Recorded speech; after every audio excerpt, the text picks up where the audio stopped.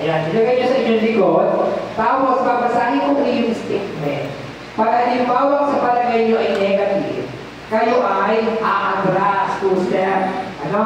Pag halimbawa positive naman na sinabi ko, kayo ay mag-move forward.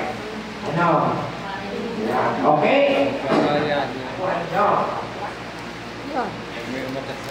Yan. Migrant daughter, your mother was able to send money, was able to send children to school.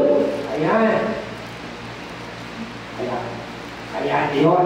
Una, positive, ano? Ayun. Okay. So, migrant domestic worker, Ann. Sinong Ann? Ayan. No savings. No savings daw. And remitted all money to the family. Positive or negative? Negative. Atras. Atras. Ayan, atras. Okay. And migrant domestic worker sister was able to buy farm. Nakabili ng farm. Ayan. Nakabili ng farm. Adjust.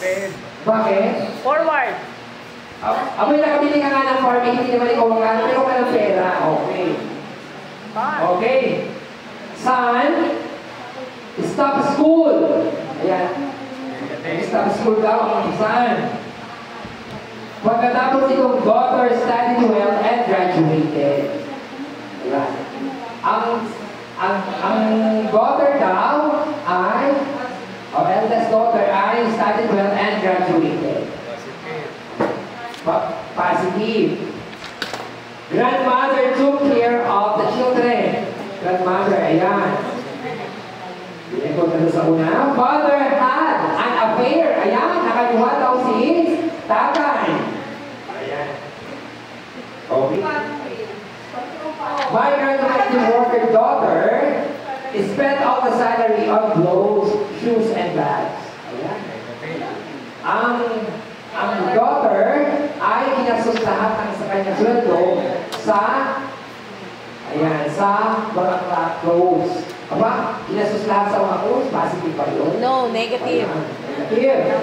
Atras. Daughter started earning contribute to family income. Ayan.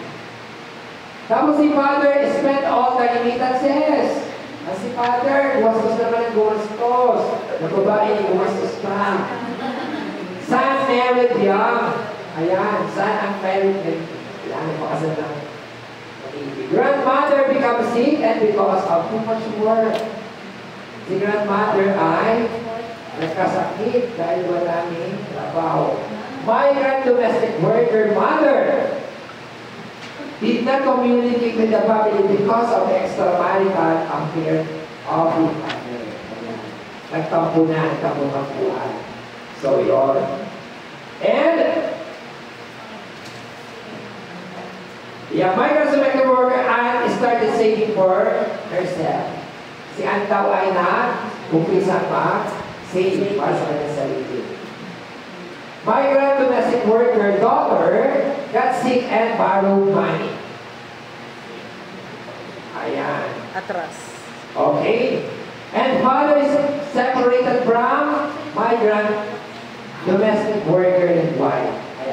Ayan, si father ay kaya nga kayo kinilagay ko siya. Kayo nasa essence ko. Son si son, depended on migrant domestic worker mother for remittance. Ayan. Okay. Daughter starts saving to buy farm for migrant worker daughter. Yeah, mother. Okay. Si daughter. Ayan. Ay, isa lang na daughter sa inyo, di ba? Hindi. Kasi yung isa ay domestic. Ayan, kayo talaga yun. Hindi siya maganda. Migrant domestic worker sister. Ayan. Had a problem with money lender because she cannot pay loan. Ayan. So, yun. Ayun. Ang ating makikita dyan. So, habang ginagawa ninyo ito, anong nararamdaman nyo pag sinasabing positive? Ano partner. Sumisikip ang negative. At nararamdaman ng lahat. Yes. Ang ibig sabihin, ang act ng isa, nararamdaman ng buo Pamilya. Membro ng pamilya. Pag nag-negative, ano nangyayari? Pag nagpa-positive, ano nangyayari? Lumuluwag.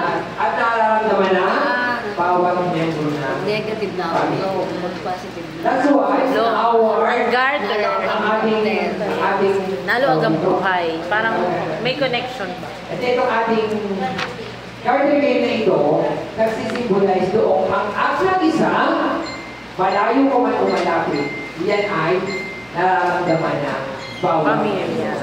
Tama? Kung kayo ay nagkikilay ng iyong asawa, kayo ay umiyak, naapektuhan lahat ng iyong.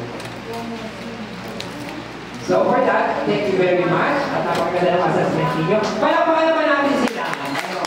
Kayo na natutuon kung anong may naramdaman nyo dyan. Okay. Dahil naalaman niya talaga ninyo na lahat ng inyong ginagawa, nararamdaman yan ng bawat member of your family. Diba? Patayin na natin. Kaya sa susunod,